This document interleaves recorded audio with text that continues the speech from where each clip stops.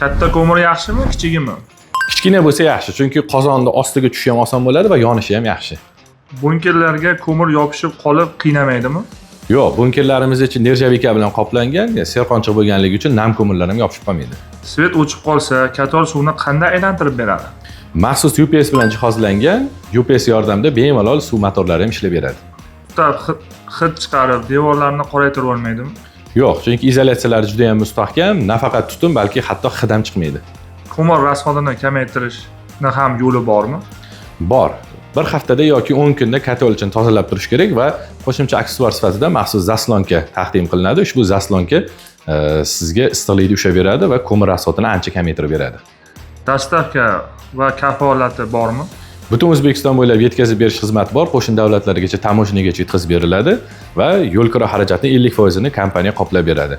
36 oy kafolat beriladi, shundan 12 oyda barcha zapchaslari ham bepul. Nurdan kator olsak bo'ladimi? Rosa bo'ladi-da. Bemalol ekrandagi raqamlarga aloqaga chiqishingiz mumkin.